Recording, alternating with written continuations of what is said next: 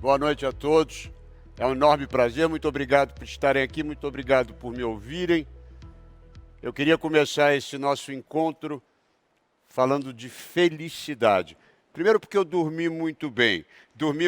Vou contar uma história rápida para vocês, uma improvisação que me aconteceu ontem. Eu estava em casa e o do Terra me mandou um presente. Eu confesso a vocês que eu não conhecia. E eu tenho uma hóspede na minha casa, que está hospedada na minha casa. E eu disse a ela, pegue, por favor, um presente que o porteiro colocou no elevador. Ela veio lá da porta, assim, é do Terra, é do Terra. Eu disse, eu não conheço. Ela me deu uma aula de cada óleo essencial, colocou o difusor no meu quarto, colocou lavanda, e eu dormi feliz. Isso não é um comercial, isso aconteceu ontem. E é sobre felicidade que eu queria começar falando com vocês. Ou melhor, sobre essa busca pela felicidade, que é uma coisa que nos une e nos confere a todos a capacidade de ser humanos. Pascal, o grande filósofo do século XVII, dizia que a busca pela felicidade é inerente a todo ser humano. Quanto a isso, não há exceção. Toda e qualquer ação feita por todo e qualquer homem na face da terra é movida pela busca pela felicidade. A busca pela felicidade, sem dúvida alguma, é a coisa mais bem distribuída do planeta. Eu falei do Pascal e não falei à toa, porque eu particularmente acho que felicidade tem muito a ver com filosofia. Não se preocupem, não é uma palestra filosófica, até porque eu não tenho erudição para tal. E agora me lembrei de um professor que eu tinha que dizia que filosofia é uma coisa tão extraordinária, mas tão extraordinária, que ele dizia, eu ensino a filosofia há 20 anos e até hoje não sei o que é. Mas, enfim, a busca pela felicidade tem a ver com filosofia porque tem a ver com conhecer-se. Filosofia, etimologicamente, é o quê? Busca por conhecimento. A busca, o amor pela palavra, o amor pelo conhecimento. E eu acho que conhecer-se, entender-se, é uma coisa muito importante que vai nos ajudar a desenvolver ferramentas para que nós possamos cada vez trabalhar melhor, viver melhor e transformar o nosso entorno. Eu estou fazendo esse preâmbulo porque ao longo da minha carreira, da minha longa carreira, sempre que as pessoas me encontram em lugares públicos, em teatros, em restaurantes, em aeroportos, as pessoas sempre me fazem a mesma pergunta. Como é que você consegue fazer tanta coisa? Como é que você consegue realizar tanta coisa? Como é que você consegue empreender tanta coisa? E eu nunca parei muito para pensar, porque as coisas foram acontecendo na minha vida, e eu fui fazendo, mas de uns tempos para cá, por que as pessoas me perguntam tanto isso? Eu comecei a revisitar a minha carreira, tentando responder essas perguntas para mim mesmo. E acabei de brincadeira criando uma receita de 10 ingredientes, que eu digo que é a receita do sucesso, mas não é, porque se fosse já estava patenteada e sendo vendida. É uma receita de bem-estar, é uma receita de bem viver, é uma receita de bem se posicionar no planeta. Veja bem, o Epicuro, que é um filósofo grego, vou voltar para a filosofia. Epicuro dizia uma coisa genial, ele dizia que filosofia é uma atividade através da qual, que através do pensamento e do discurso, nos proporciona a felicidade. Reparem que ele diz que é uma atividade, é um exercício cotidiano. Pensar na sua vida é um exercício cotidiano. Então vamos à receita. A receita como uma receita culinária. Uma vasilha bem grande, porque são 10 ingredientes, você vai colocar muitas xícaras, ou eu não sei que medidas vocês vão usar, mas eu uso xícaras. O primeiro ingrediente, por mais insólito que pareça, é poesia. Coloque muitas xícaras de poesia na sua vida. Você vai dizer, Falabella, como é que eu vou pensar em poesia nesse momento? É fundamental. um olhar poético para a vida é fundamental. Encher a nossa existência de metáforas é fundamental. Por quê? Porque a poesia nos obriga a pensar de uma maneira específica, de uma maneira muito particular. A metáfora obriga o nosso cérebro a fazer uma ginástica muito interessante e muito necessária. Quando você ouve, por exemplo, um verso, digamos, da Cecília Meirelles, aprendi com as primaveras a deixar-me cortar e a voltar sempre inteiro. A metáfora te obriga a fazer uma ginástica muito específica no cérebro. E este tipo de pensamento se adequa a várias situações da sua vida. Pensem de uma maneira poética, olhem para a vida de uma maneira poética. A vida nos oferece momentos poéticos cotidianamente e nós precisamos estar com os olhos treinados, porque assim nós vamos criar ilhas de sensibilidade na nossa existência. Ou seja, você rala, chega numa ilha de sensibilidade. Rala, trabalha, chega numa outra ilha de sensibilidade com aqueles que você ama, transformando o seu entorno através da poesia. Eu tenho uma história muito particular com uma poeta que é uma das minhas poetas favoritas, a norte-americana Emily Dickinson, que sem dúvida alguma talvez seja um dos grandes nomes da poesia de língua inglesa do século XIX. Emily Dickinson viveu toda a sua vida numa pequena cidade em Massachusetts, nunca saiu dali, não teve nada na vida dela. Ela era filha de um pastor luterano, aprendeu a fazer bolo, a limpar a casa, porque mulheres naquela época não tinham uma educação formal.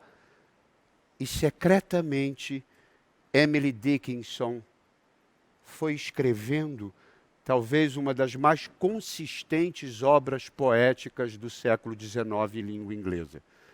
Então eu queria dizer um poema dela, que eu acho que é um poema que resume essa necessidade de ter uma visão poética para a vida. O poema diz o seguinte: a mente é mais vasta do que o céu, pois se postos lado a lado, a mente pode o céu conter, e mais você e uns quebrados. A mente é mais profunda do que o mar, de azul a azul medido, uma pode o outro absorver, como se a esponja tivesse o balde engolido. A mente pesa tanto quanto Deus.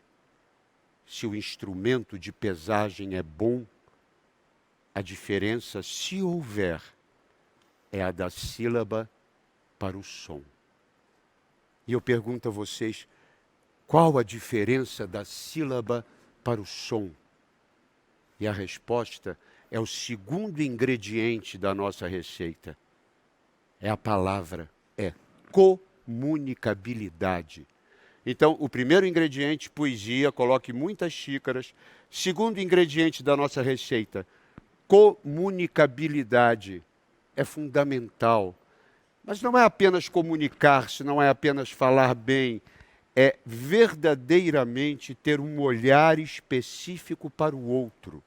Eu acho que talvez a grande descoberta da ciência no final do século passado, no final do século XX, nos anos 80, para ser mais preciso, foram os cientistas italianos que mapearam uma área do cérebro a qual eles deram o nome de neurônios espelho. E são esses neurônios espelho que nos permitem nos colocarmos no lugar do outro e efetivamente entender por que momento o outro está atravessando.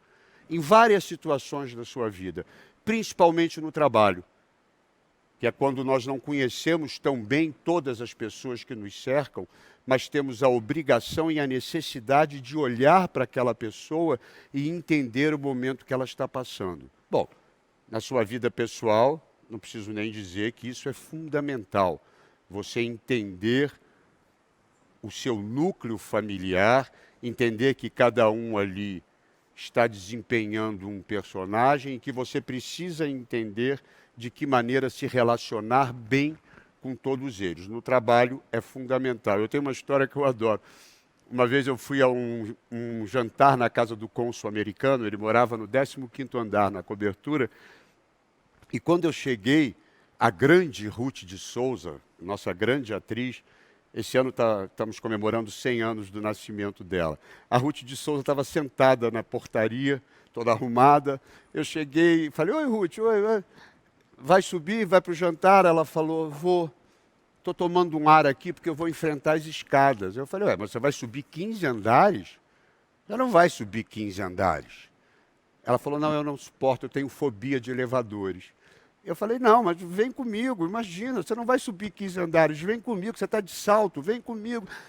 Tanto eu fiz que ela veio. E no momento em que a porta do elevador se fechou, eu olhei para ela. Eu tive um olhar real para ela e vi o tamanho da fobia dela. Eu não sabia o que fazer, eu não tinha o que dizer para ela, porque eu tinha forçado uma barra para ela entrar no elevador. Eu aí disse, você quer um abraço? E ela se aninhou aqui, eu não tinha nem tanta intimidade com ela. E ela com a cabecinha aqui, eu abracei assim, o elevador subindo, eram 15 andares, e ela com a cabeça aqui olhou para mim e disse assim, obrigada pela intimidade, Falabella. Eu falei, disponha, Ruth, disponha. Mas esse olhar, que é um olhar que nós realmente temos dificuldade de ter, porque a vida vai nos empurrando, nós temos que fazer isso, temos que fazer aquilo, nós geralmente atropelamos as pessoas. Então, parte desse nosso exercício filosófico de nos olharmos e olhar para o entorno é realmente aguçar esse olhar para o próximo. Eu uma vez estava dando uma palestra para um grupo de donos de supermercado no Rio Grande do Sul. Eles não eram donos de cadeias, eles tinham pequenas lojas. E um cara levantou e falou assim, Falabella, qual a analogia que tem a minha vida com a sua? Eu falei, você conhece todas as suas caixas do supermercado? Porque eu conheço todas as bilheteiras quando eu trabalho. Sei da vida delas, sei por que momento elas estão atravessando. E isso faz toda a diferença, são elas que vendem o meu ingresso. Se elas não estiverem felizes, o meu show não vai estar bem.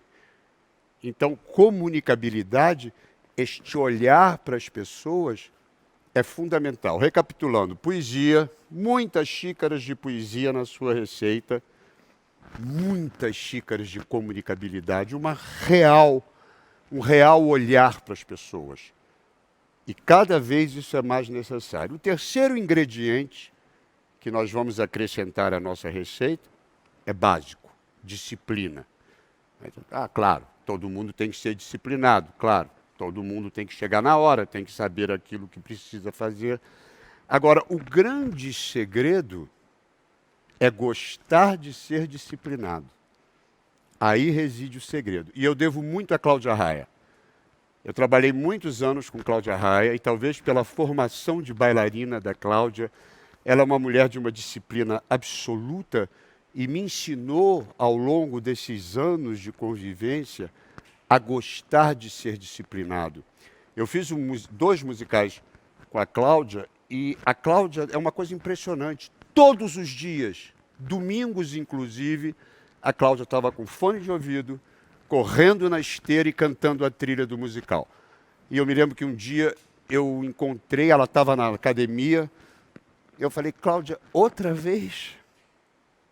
E ela me deu uma resposta que eu nunca esqueci. Ela me chama de bebê, ela falou, bebê, eles não pagaram para me ouvir ofegante. Eu falei, ela tem toda a razão. Ela tem toda a razão. É um prazer em ser disciplinado. Um prazer o prazer no trabalho, vejam bem, isso é uma coisa que nós todos precisamos estar atentos.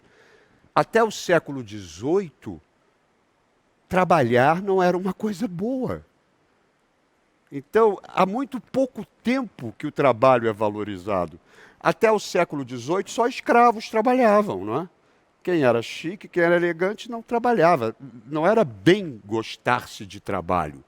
Do século XVIII para cá é que nós começamos a valorizar e gostar. Então, nós temos que nos livrarmos dessa herança genética desse nosso DNA de achar que trabalho não é trabalho é uma coisa maravilhosa.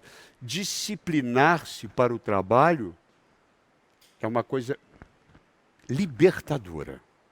Disciplina jamais aprisiona. Disciplina sempre liberta. Eu hoje em dia, confesso a vocês, eu não era um camarada disciplinado. Hoje em dia eu sou uma pessoa muito mais disciplinada, devo muito a Cláudia por isso, mas eu tenho um prazer hoje em dia e me tornei uma pessoa muito mais produtiva. Descobri, por exemplo, que eu sou uma pessoa das manhãs. Eu gosto da manhã, eu gosto do dia nascendo, eu acordo muito cedo. E eu acordava, ficava na cama. Hoje em dia não, eu acordo, faço ginástica e vou escrever. E tenho escrito com grande qualidade pela manhã. Transformei a minha vida, organizei a minha vida dessa forma. E me dá um prazer tão grande saber que eu hoje em dia tenho prazer em ser uma pessoa disciplinada. Então coloquem isso no espelho do banheiro. Disciplina jamais aprisiona, disciplina liberta. Poesia, comunicabilidade, disciplina. Quarto ingrediente que não pode faltar na nossa receita de bem-estar, bem viver e bem conduzir a nossa existência. Adaptabilidade. E nunca antes isso foi tão necessário, né? Certamente eu estaria aqui com uma plateia. Hoje em dia estou aqui falando para uma câmera, porque a pandemia nos obrigou a nos adaptarmos a novas linguagens. Adaptação, adaptar-se a um momento adverso é uma coisa que nós sempre vamos ter que lidar e vamos ter que resolver. Quando a gente escreve, né, nós que somos autores, a Thalita está apresentando, é uma autora. Cada vez que nós nos debruçamos sobre uma obra para escrever, nós estamos pensando no público que nós vamos atingir. Então, nós adaptamos. Se eu vou escrever um sitcom de comédia, é uma linguagem. Se eu vou escrever uma novela, é outra linguagem. E assim é na vida, e assim é no trato, assim é no trabalho. Eu me lembro que no final dos anos 90 eu quis ser produtor. Eu falei, eu vou abrir o meu leque, eu quero cada vez mais poder abrir o leque. Então, eu resolvi que eu ia produzir. E eu estava na Broadway e eu comprei os direitos de uma peça que foi um filme de grande sucesso, chamado The Graduate, que aqui se chamou A Primeira Noite de um Homem. Tinha sido muito bem montada na Broadway, eu comprei os direitos, chamei a Vera Fischer. A Vera Fischer falou, ok, para fazer a Mrs. Robinson, que era o papel principal, vamos fazer. Vera Fischer, Miguel Falabella. Falei, tá tudo em cima. E me apresentaram um cenógrafo que me trouxe na época, isso da computação gráfica ainda era incipiente. Ele me apresentou um projeto espetacular. Tudo entrava, tudo saía, tudo era perfeito.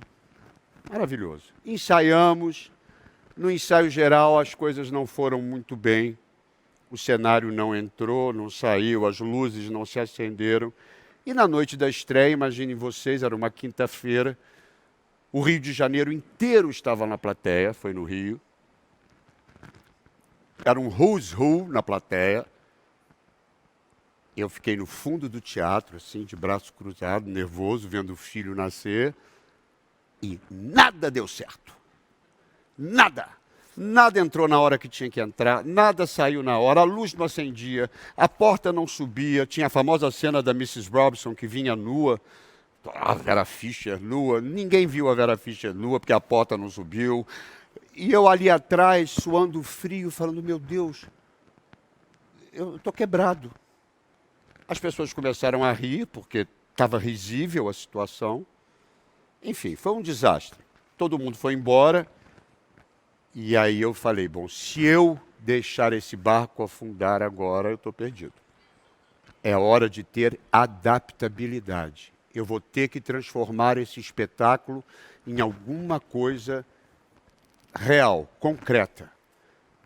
Nos reunimos, o que vai fazer? Não vai funcionar. né? Já sabemos que desta maneira nada vai funcionar. Ah, é porque foi um cabo, foi. Não, não foi um cabo. Não está funcionando e não vai funcionar. Então ficamos ali naquele brainstorm e finalmente chegamos à conclusão de que nós íamos colocar naquela madrugada todo o cenário sobre rodas de mala, essas rodas maravilhosas que se movem para todos os lugares. E na manhã do dia seguinte, reensaiamos todo o espetáculo com o elenco mexendo. O elenco trazia o cenário. O elenco levava o cenário embora. Não foi o espetáculo que eu tinha desenhado, mas foi um espetáculo. Na sexta-feira apresentamos um espetáculo decente. Na primeira sessão de sábado, bem melhor. Na segunda resultou. E no domingo eu tinha um espetáculo. Não foi o espetáculo que eu sonhei, mas foi um espetáculo. Eu não me permiti afundar por causa de uma adversidade. Eu me adaptei a uma situação adversa e sobrevivi a ela. Então, adaptabilidade, e principalmente porque nenhum de nós hoje em dia sabe o mundo que vai encontrar lá fora. Nós imaginamos que as coisas voltarão a ser como elas eram. Será? Seja lá que mundo vamos encontrar lá fora, todos nós vamos ter que nos adaptar a novas realidades, a novas formas de fazer. Então é fundamental. Recapitulando, poesia, muita poesia. Emily Dickinson, tá? Poesia, comunicabilidade, disciplina, adaptabilidade. Quinto ingrediente, praticidade. Sejamos práticos. Por favor, é fundamental. Não, o mundo não comporta mais indecisões desnecessárias, problemas desnecessários. Nós não podemos roubar de nós mesmos a praticidade que, em última análise, faz com que nós realizemos empreendimentos e a nossa vida. Eu digo que mala alheia, a mala dos outros, a gente só carrega por gentileza. Se quiser fazer uma gentileza. E a gente precisa aprender a dizer não. Principalmente nós que somos criados, já tem que ser bonzinho, tem que... Não. Dizer não não é ser mal, não. Se aquilo não te interessa, se aquilo realmente não vai te levar a lugar algum, diga não. Eu estou dizendo isso para vocês e dizendo para mim que eu sou uma pessoa que tive muita dificuldade em dizer não ao longo da vida. E apanhei muito por causa disso. Eu me lembro que eu fiz um grande sucesso no teatro chamado A Partilha, talvez a minha peça de maior sucesso. Nós só no Brasil tivemos 1.200.000 ingressos vendidos. A peça foi para Buenos Aires, foi um estrondoso sucesso em Buenos Aires. E havia 2 produtores chilenos disputando os direitos da partilha. Eu não conhecia nenhum nem outro, e naquela época, pré-internet, a gente não tinha esse acesso para saber quem era quem. E então, cada um deles me mandou um elenco possível. E eu não fui nada prático, porque eu não sabia. Aí ligava para alguém, você conhece? Não, não conheço. Quem é que poderia me dar informações sobre o Chile? Enfim, finalmente me ligaram e disseram, olha, nós temos que assinar contrato com o teatro hoje, você precisa resolver. Eu falei, hoje? Hoje? Você já está 1 mês para dar essa resposta.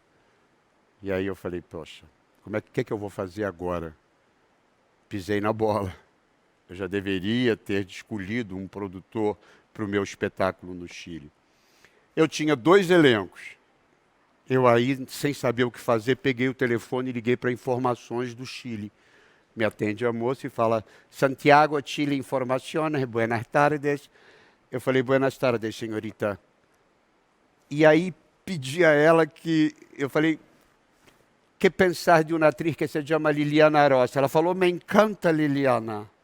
Amo Liliana. Eu falei, e fulana, adoro. Eu falei, entre esse elenco e esse elenco, qual você iria ver primeiro? Ela falou, esse. Eu falei, graças. E aí liguei, escolhi o produtor. Na festa de estreia, foi um sucesso no Chile.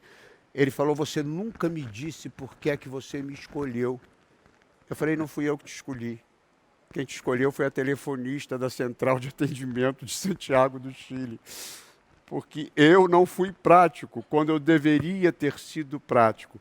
Então, praticidade é uma coisa que nós jamais podemos abrir mão. Sejamos práticos na vida. Poesia, comunicabilidade, adaptabilidade. Não, disciplina, adaptabilidade, praticidade.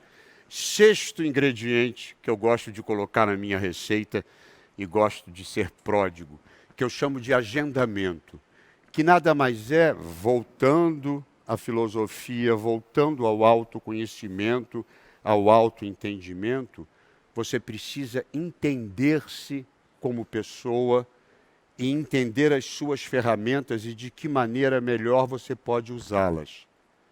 Cada um de nós tem uma quantidade X de energia em momentos diversos da vida.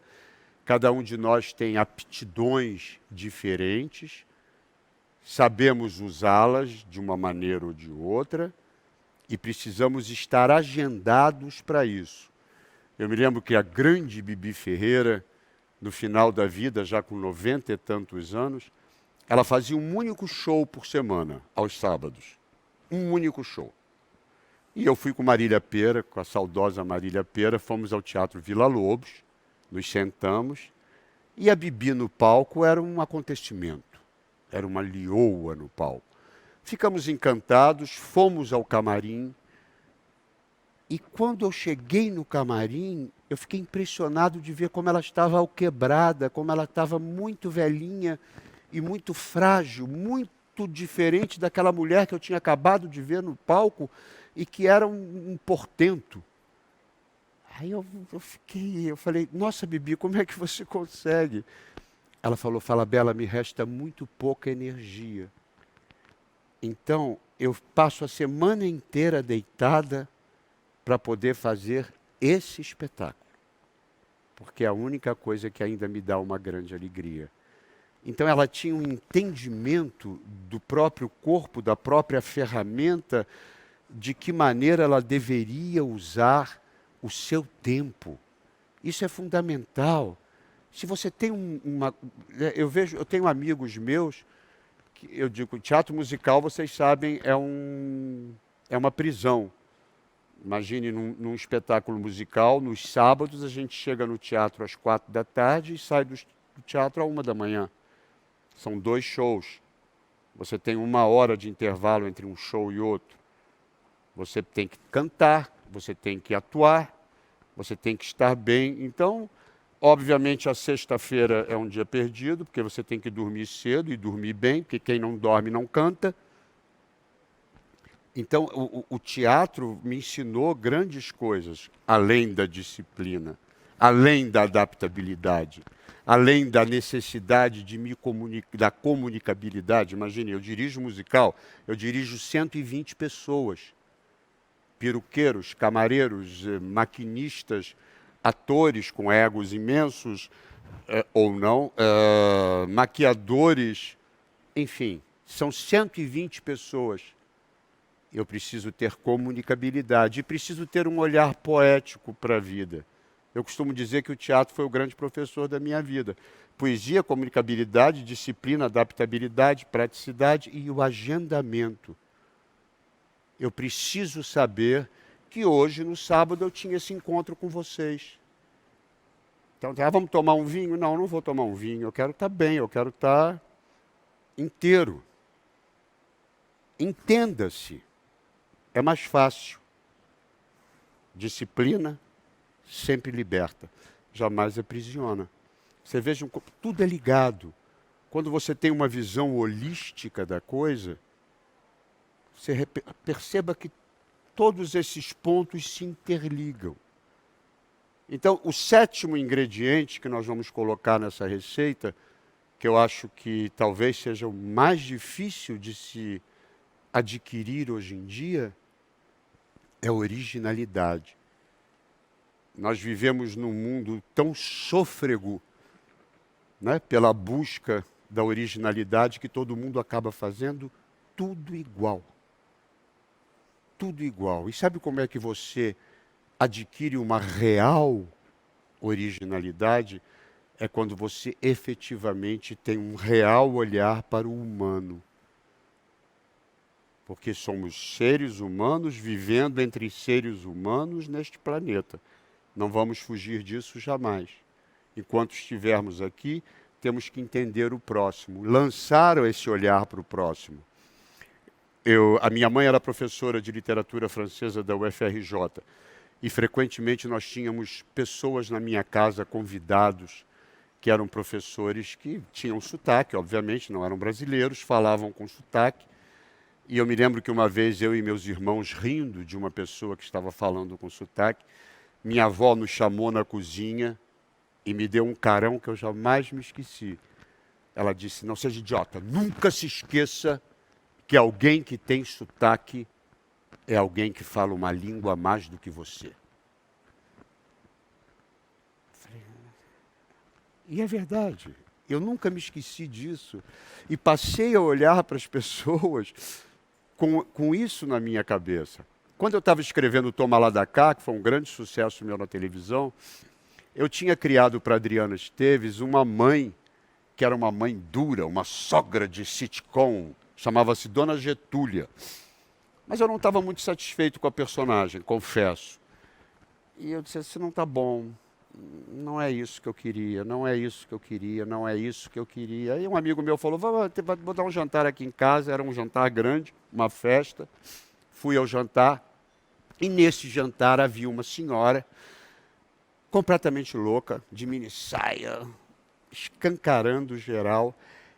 E eu me lembro que eu a olhei com preconceito.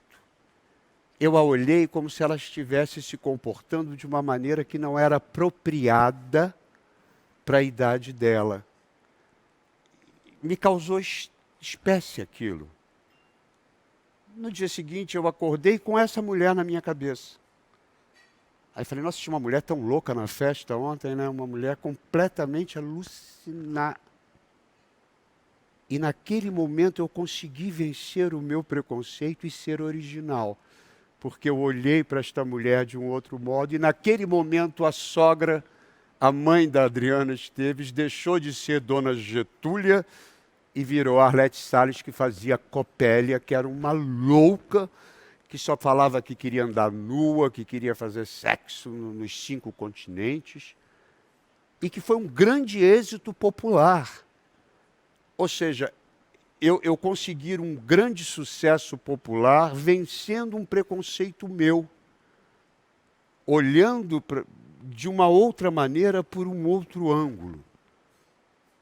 Eu costumo dizer que eu recebi alguns elogios ao longo da minha carreira, mas talvez o elogio mais importante que eu tenha recebido na minha carreira tenha sido de um porteiro da Globo, que um dia me disse assim: ô Falabella, sempre que tem alguém muito esquisito aqui, eu já sei que é para programa seu. Eu fiquei tão feliz com isso, eu falei: nossa, você não sabe o presente que você está me dando dizendo isso. Originalidade, recapitulando: poesia, comunicabilidade, disciplina, adaptabilidade, praticidade, agendamento, originalidade. 8º ingrediente, que é fundamental, eu chamo de pertencimento. É fundamental que você encharque as pessoas que estão ao seu lado, aqueles seus companheiros de vida e de trabalho, com esse sentimento de pertencimento. Não é um espetáculo meu, é um espetáculo nosso. E não é cabotinismo, é fundamental agir-se dessa maneira. Senão as coisas não resultarão. Nós vivemos num mundo muito egoísta, de certa forma. E a internet, com esse narcisismo descontrolado das selfies e de olhem para mim, olhem para mim, olhem... Não olhe para você, olhe para o outro. O Malcolm McDowell, que é um grande ator inglês, ele diz uma coisa linda, ele diz: você só é um grande ator e você só brilha de verdade quando você é capaz de admirar o outro em cena. Eu estava conversando agora, falando, lembrando do N que eu fiz no palco com a minha amada Ingrid Guimarães, e um dia uma amiga minha falou: Miguel, é tão lindo você olhando para a Ingrid no palco, porque eu olhava com admiração. Ela dizia: você não sabe como você brilha. Eu disse: mas eu não estou fazendo nada ali, eu só estou assistindo. Ela falou: mas é exatamente isso. É você assistindo com admiração uma colega. Quando você tira o foco de você e joga o foco para o outro, você encharca não só o palco, mas toda a plateia de pertencimento. Quando você entende que a sua voz tem que ir até a última fila, você começa a trazê-los todos para você. Quando você tem que dirigir 120 pessoas e falar línguas diferentes, porque o maquinista que está lá em cima está te perguntando se o rebite está certo, se o iluminador diz o foco está, a camareira está, porque a atriz está dando um problema ali, você tem que...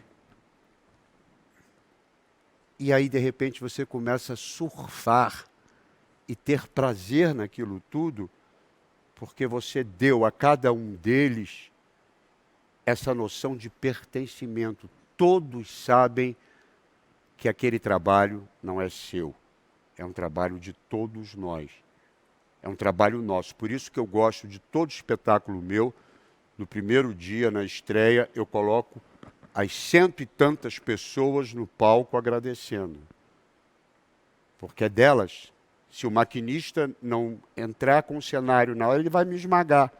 Se eu não estiver na minha quartelada que eu ensaiei, o cenário vai me esmagar. A luz não vai acender corretamente. O microfone tem que saber a deixa para ligar. É um mecanismo muito bem azeitado. E as coisas só funcionam desta maneira quando todos sabem que aquilo é um espetáculo de todos, que aquele é um sucesso compartido.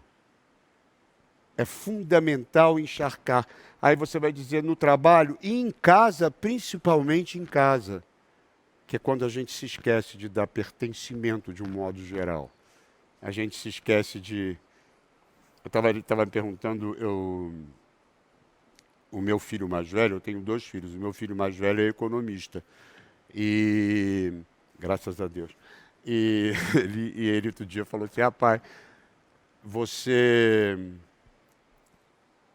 ele me chamou para almoçar e falou: pai, você sabe quanto custou o curso que eu fiz na Inglaterra, de pós-graduação? Eu falei: não, meu filho, você queria fazer, eu podia pagar, paguei. Por que você está falando isso? Ele falou: por que você faz tudo isso e não me deixa eu cuidar dos negócios da família? Eu falei: você tem toda a razão. Eu fico tanto falando de pertencimento e não estou dando pertencimento a alguém que está do meu lado. E hoje em dia é ele que cuida de tudo, lindamente, diga-se de passagem. Eu hoje estou só passarinho aqui. Meu filho cuida da minha vida. Então, essa noção de pertencimento, nós temos que aprender cotidianamente. E eu sei que é difícil, mas entendam que o mundo mudou. E uma coisa que nós já sabemos é que o sentido da pirâmide hoje em dia é invertido. Antigamente era assim, não é? Agora, é fundamental que a gente pense na pirâmide assim. A massa é a mais valorizada, porque é ela que nos faz realizar as coisas. É ela a força de trabalho. Então, as novas empresas todas valorizam esse sentido da pirâmide invertida, porque assim elas são bem-sucedidas. Então vamos lá. Poesia, comunicabilidade, disciplina, adaptabilidade, praticidade, agendamento, originalidade, pertencimento. Nono ingrediente que não pode faltar na nossa receita: persistência. Vamos voltar para a nossa Emily Dickinson, lá em Massachusetts, no século XIX. Emily Dickinson nunca teve um único poema publicado. Jamais. Ela nunca teve um poema publicado, ela escreveu para várias revistas, ela recebe uma carta muito dura de uma revista que era célebre na época, Atlantic Monthly, e o cara diz a ela que ela não é poeta. E ela nunca desistiu. Ela escrevia em livros de receita, em caixas de chapéu, ela persistiu, persistiu, persistiu. Como ela mesma dizia, ela deixou um livro de memórias. E ela dizia nesse diário, era um diário, não eram memórias, era um diário.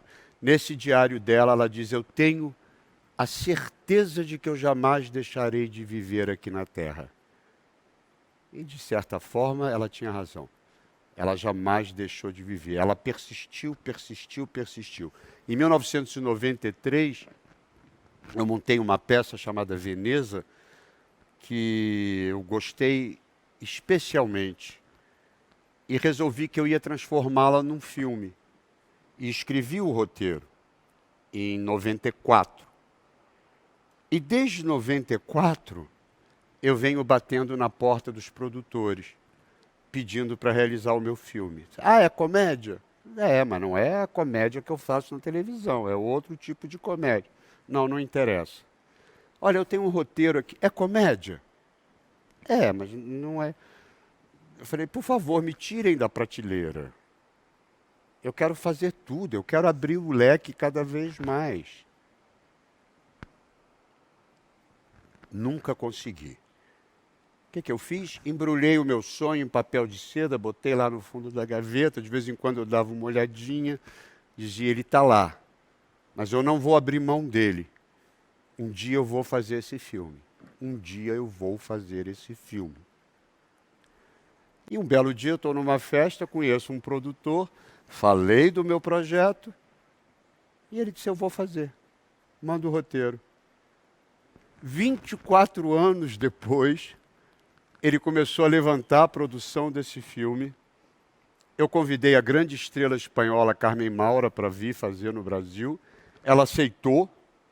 Tudo estava indo muito bem. De repente, começaram os reveses, né? Ela não pode mais vir porque o seguro não cobre uma vinda para o Brasil e porque ela não tem idade para tomar a vacina da febre amarela. Eu falei, não, agora eu vou fazer. Agora eu vou fazer de um jeito ou de outro. Vamos para o Uruguai. Mudamos um filme em uma semana para o Uruguai. Adaptabilidade. E ela falou disso no Bial, numa entrevista do Bial. Ela falou uma coisa impressionante. Era no Brasil, 2 dias depois fomos para o Uruguai e lá estavam eles animados, carregando as coisas nas costas. A adaptabilidade. Não pode mais ser no Brasil, eu quero fazer. Eu vou fazer no Uruguai, eu não vou ficar sentado chorando. E o filme estreou essa semana no meio da pandemia. Tudo bem, eu realizei, eu fiz, eu fui persistente. Agora estou me lembrando do meu avô, meu avô foi um homem muito impressionante, um homem que me ensinou muitas coisas. Meu avô era marceneiro, italiano, da Basilicata, não tinha nenhuma educação formal, escrevia mal, inclusive, e era marceneiro, mas era um homem de uma profunda filosofia e de um profundo entendimento da necessidade de nós criarmos ilhas de sensibilidade nos nossos cotidianos. Meu avô nasceu em 1900, morreu em 1994, morreu com 94 anos. Ou seja, ele foi uma testemunha ocular do século XX. Quando ele tinha 14 anos de idade, a Primeira Grande Guerra estourou, que durou até ele ter 19. Quando ele tinha 21 anos, em 1921, houve a terrível pandemia da gripe espanhola, que matou milhares de pessoas, tão grave quanto a Covid. Na época, ele disse que lembra ainda dos corpos sendo levados pelas ruas. Quando ele tinha 29 anos, com a esposa grávida, porque minha mãe nasceu em 1930, ele foi obrigado a sobreviver, como o resto do mundo, à violenta tsunami causada pela quebra da Bolsa de Nova York, uma recessão econômica que se espalhou pelo mundo. Quando ele tinha 39 anos, estourou a Segunda Guerra Mundial e eles passaram muita dificuldade durante toda a guerra até 1945.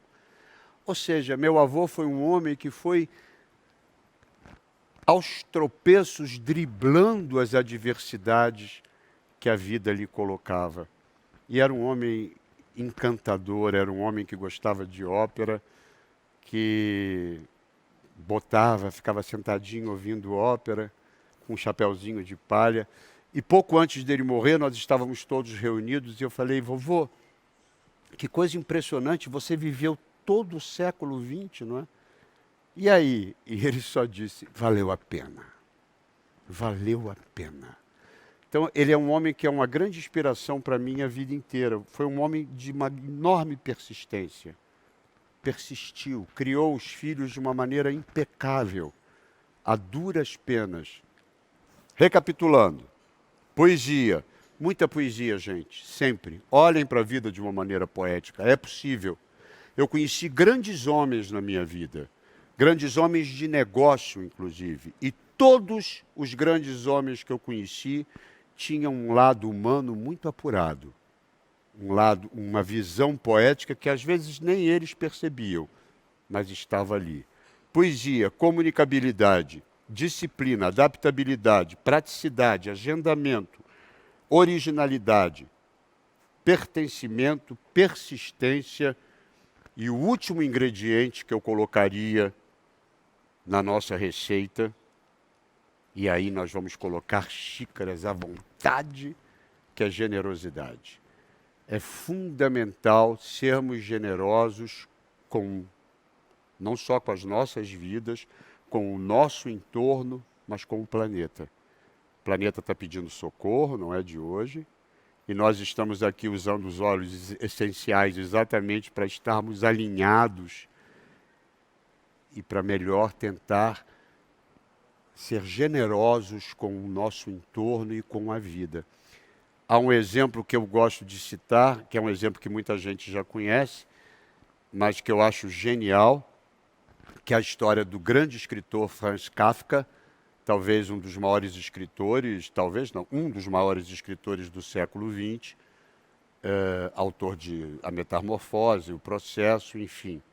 Kafka morreu muito jovem, morreu com 40 anos, e no final da vida ele já estava com os 2 pulmões tomados pela tuberculose. Quem conta essa história foi a última companheira dele, Dora Dimond. E a Dora Dimond conta que ele costumava ler os jornais num parque em Berlim, na frente da casa dele. E um dia ele estava lendo os jornais na frente da casa dele e ele vê uma menina que está chorando copiosamente. A menina chora porque tinha perdido a boneca e estava com a babá. Ele então tenta encontrar a boneca, mas provavelmente a boneca tinha sido roubada, porque era uma boneca cara, e não encontram essa boneca. Ele então vai para casa muito tocado com as lágrimas daquela criança, e no dia seguinte ele volta ao parque, a menina está lá, brincando, e ele então se apresenta a ela como um carteiro de bonecas. E diz a ela que ele trouxe para ela uma carta da boneca. Nessa carta a boneca se desculpa por ter se ausentado sem se despedir, mas ela já tinha combinado uma viagem pelo mundo com outras bonecas. Então ela precisou se ausentar. E ao longo das semanas, um dos maiores autores que o mundo conheceu se deu ao trabalho de escrever generosamente cartas para uma menina desconhecida no parque. E aí a boneca conhece a França, conhece a Itália, ela vai à Ásia, ela conhece a África, e no final ele já não sabia mais o que fazer. Ele então compra uma outra boneca para a menina, traz para ela, e a menina diz, não, essa não é a minha boneca. Essa não é a boneca que eu perdi. Aquele amor, aquela ligação especial que as meninas têm com suas bonecas. Essa não é a minha boneca, ele diz, mas ela te mandou uma última carta. E nessa última carta, a boneca diz à menina que nessa viagem ela conheceu tanta gente maravilhosa. Ela viu o mundo por um olhar tão próprio, tão particular, conheceu tanta gente grandiosa que ela tinha se transformado numa outra boneca. E ele termina dizendo uma coisa linda: tudo aquilo que você ama, forçosamente você perderá, mas tudo aquilo voltará em forma de amor. Eu acho esse exemplo do Kafka uma coisa genial, porque é de um despreendimento. Essas cartas, infelizmente, nunca foram encontradas, e é uma pena, porque imaginem vocês a qualidade dessas cartas, o que deveriam ser.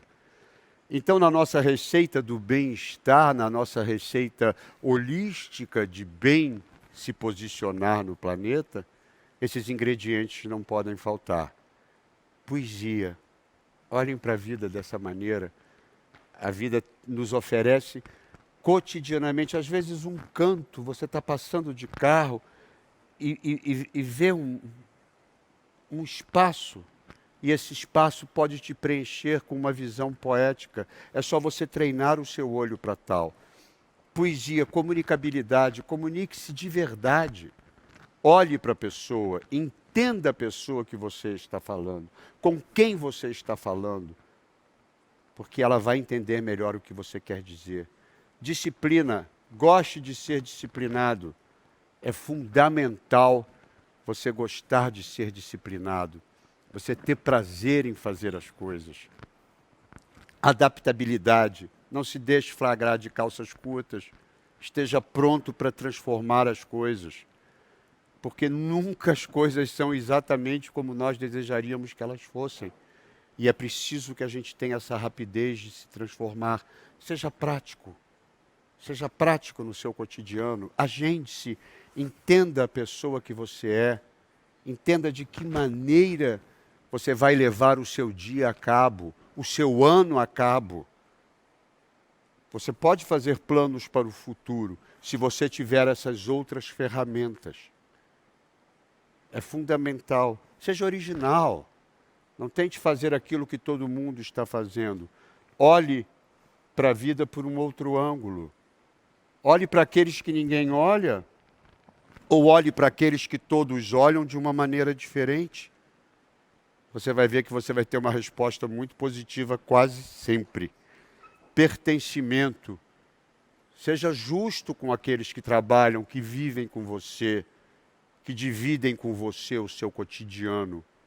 Encharque-os desse sentimento de pertencimento, da importância que essas pessoas têm em pequenas coisas, em pequeníssimas coisas. A moça que me serve um café é maravilhoso, aquele café me cai perfeitamente naquela hora, e eu sou profundamente grato àquele café e àquela mulher por ter me trazido um café, e faço questão de dizer isso a ela. Persistência, sempre. Sempre. Há um ditado japonês que eu adoro repetir, porque eu acho fundamental. Caia 7 vezes e levante-se 8. Levante-se sempre. Persista. Persista no seu sonho, persista naquilo que você acredita. E ouça. Comunicabilidade. Ouça. É bom ouvir as pessoas, é bom entender de que maneiras as pessoas à sua volta pensam e o que elas pensam sobre aquilo que você está fazendo. E, finalmente, generosidade, porque sem ela, nenhum de nós vai a lugar nenhum. Eu volto a Emily Dickinson, que no seu diário disse uma coisa genial. Ela disse que ela tinha certeza que ela jamais deixaria de viver aqui na Terra. Porque, segundo ela, o poeta acende a luz e depois vai embora. Mas a luz, essa continua. E eu, particularmente, acredito que nenhum de nós precisa ser poeta para acender luzes. Nós podemos ir acendendo luzes no nosso cotidiano, nas nossas relações pessoais, nas nossas relações de trabalho. Acendam luzes, vamos acendendo luzes, vamos melhorando, vamos devolvendo aquilo que a vida nos deu. Sempre que eu consigo transformar a vida de alguém, que eu consigo melhorar a vida de alguém, eu estou melhorando o todo, eu estou melhorando o entorno, eu estou justificando a nossa presença aqui na Terra, que eu acho que é o mais importante. Acendo a luz. Eu costumava no video show terminar sempre o programa dizendo um pensamento, e eu queria terminar esse bate-papo com vocês com um pensamento. Aí eu fiquei pensando hoje o que é que eu poderia dizer a vocês nesse momento tão delicado que nós estamos atravessando, mas ao mesmo tempo tão rico e tão cheio de significados. Então eu escolhi um pensamento da grande Marguerite Yourcenar, que diz o seguinte, e é com ele que eu quero terminar o nosso bate-papo. A luz se foi, e agora nada mais resta a não ser esperar por um novo dia, um novo sol, nascido do mistério do tempo e do amor do homem pela luz. Muito obrigado, foi um prazer enorme bater esse papo com vocês e eu espero, como meu avô, que vocês digam, valeu a pena. Obrigado.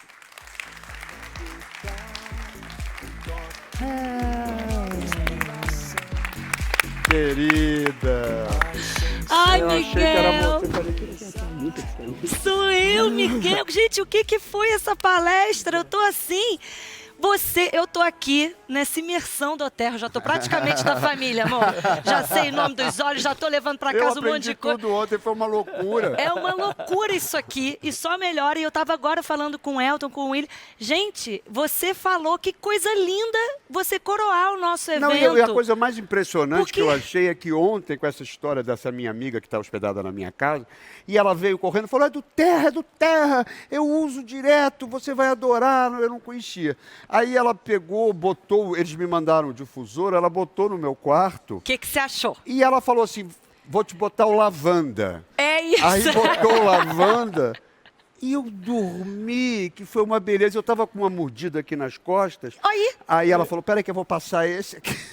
Gente, sua ela amiga já começou e agora eu já estou tendo, vou chegar em casa e vou ter uma aula outra vez do Terra com ela. Mas é isso, eu acho que isso, tá todo mundo que está acompanhando a gente aqui, presencial, nos camarotes, em casa, você falou tudo que a gente está falando aqui, como você combina com a família, vem para a família, porque eu já estou família, eu já estou na família. Estou aplicado na do Terra. Já está aplicado na do Terra, muito obrigada, Miguel.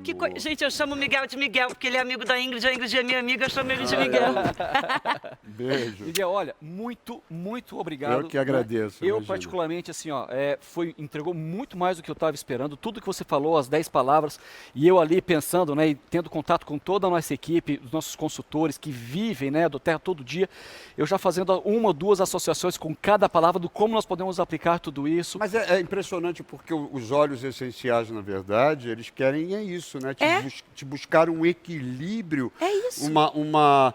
E te proporcionar uma vida melhor.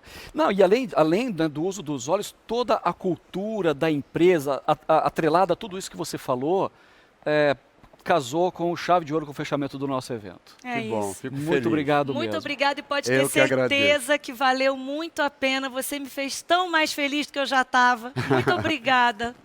Um beijo. Um muito beijo. Obrigado, Miguel. Galera, muito obrigado, hein? Miguel Falabella. Gente, que honra!